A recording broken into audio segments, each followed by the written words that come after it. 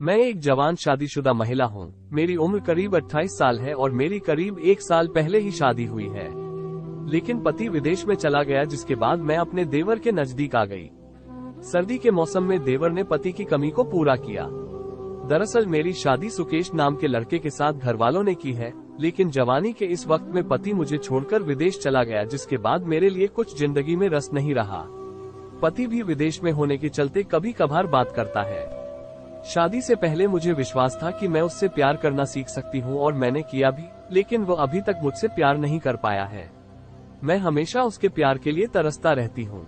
मैं जब भी उससे बात करने की कोशिश करती हूँ, वो काम में व्यस्त होने की शिकायत करता है। उसके पास मेरे साथ वक्त बिताने के लिए बिल्कुल भी समय नहीं है। वो मुझ पर ज्यादा ध्यान नहीं देता। सच कहूँ तो मैंने अपने जीवन में इतना अकेलापन शादी से पहले कभी महसूस नहीं किया था। सभी तस्वीरें सांकेतिक हैं। हम यूजर्स द्वारा शेयर की गई स्टोरी में उनकी पहचान गुप्त रखते हैं। वहीं इस कहानी में असली नामों को भी छिपा दिया गया है। इस्तेमाल किए गए नाम पूरी तरह से नकली हैं।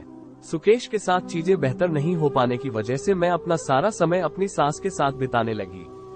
सौभाग्य से वो एक बहुत ही प्यारी और देखभाल करने वाली महिला है। वो भी मुझसे बात करना पसंद करती है। उनके साथ मेरा समय अच्छे से कट जाता है।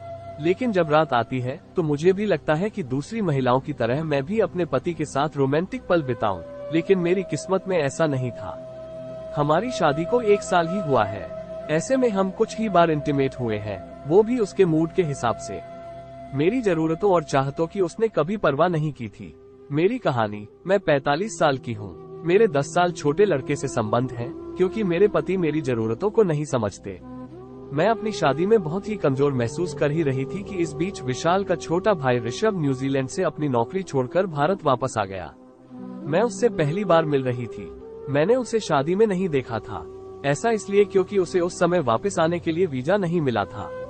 ऐसे में जब वह वापस आया तो मैं उसे देखकर पूरी तरह दंग रह गई। ऐसा इसलिए क्योंकि ऋषभ देखने में बहुत ही हैंडसम है। उसके पास न केवल अच्छी खासी हाइट है, बल्कि उसकी आवाज भी बहुत ही अद्भुत है। उसके साथ बातचीत करने के बाद मेरे दिमाग में जो पहला विचार आया वो ये कि वो लड़की कितनी भाग्यशाली होगी जिसे अपने पति के रूप में ऋषभ मिलेगा। ऐसा इसलिए भी क्योंकि उसका नेचर बहुत ही कमाल का था। वो न केवल सबकी देखभाल करता था, बल्कि उसकी इस अदा पर मैं भी उस पर मरने लगी थी।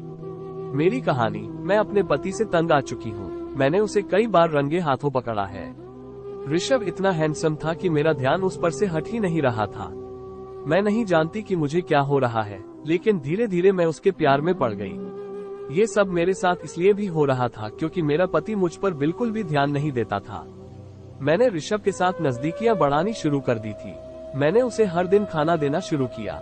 मैंने उससे न्यूजीलैंड में उसके जीवन के बारे में बात करना भी शुरू किया। इसी बीच एक दिन मैंने उसे डेटिंग ऐप पर लड़कियों की जांच करते देखा। वो चुपके से लड़कियों की प्रोफाइल चेक कर रहा था। मैं नहीं जानती कि मुझे एकदम से क्या हुआ, लेकिन उसी रात मैंने उसी डेटिंग ऐप को डाउनलोड किया जिसका इस्तेमाल ऋषभ करता था और अपनी एक नकली प्रोफाइल बनाए।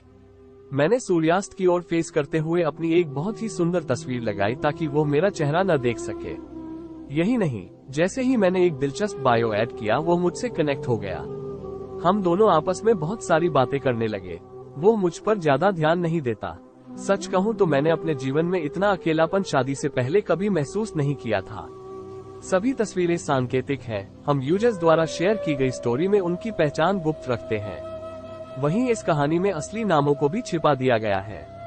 इस्तेमाल किए गए नाम पूरी तरह से नकली हैं। सुकेश के साथ चीजें बेहतर नहीं हो पाने की वजह से मैं अपना सारा समय अपनी सास के साथ बिताने लगी। सौभाग्य से वो एक बहुत ही प्यारी और देखभाल करने वाली महिला है। वो भी मुझसे बात करना पसंद करती है। उनके साथ मेरा समय अच्छे से कट जाता है। लेकिन जब रात आती है तो मुझे भी लगता है कि दूसरी महिलाओं की तरह मैं भी अपने पति के साथ रोमांटिक पल बिताऊं, लेकिन मेरी किस्मत में ऐसा नहीं था। हमारी शादी को 1 साल ही हुआ है।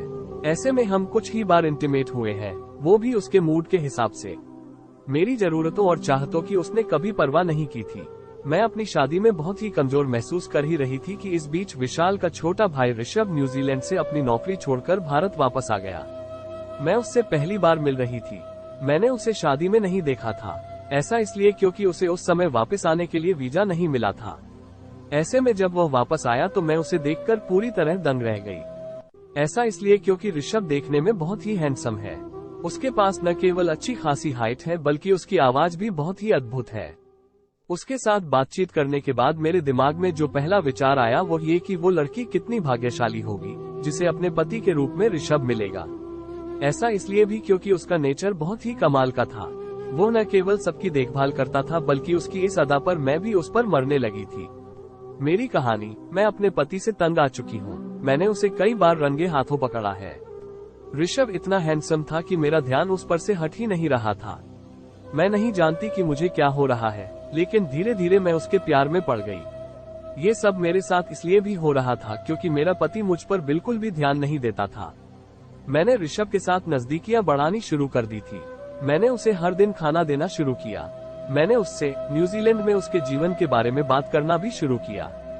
इसी बीच एक दिन मैंने उसे डेटिंग ऐप पर लड़कियों की जांच करते देखा। वो चुपके से लड़कियों की प्रोफाइल चेक कर रहा था। मैं नहीं जानती कि मुझे एकदम से क्या हुआ, लेकिन उसी रात मैंने उसी डेटिंग ऐप को डाउनलोड किया जिसका इस्तेमाल ऋषभ करता था और अपनी एक नकली प्रोफाइल बनाए। मैंने सूर्यास्त की ओर फेस करते हुए अपनी एक बहुत ही सुंदर तस्वीर लगाई ताकि वो मेरा चेहरा न देख सके। यही नहीं, जैसे ही मैंने एक दिलचस्प बायो ऐड किया वो मुझसे कनेक्ट हो गया। हम दोनों आपस में बहुत सारी बातें करने लगे। कहानी अच्छी लगी तो लाइक, शेयर और सब्सक्राइब करके जाना। मिलते हैं अगली कहानी में। जय हिंद।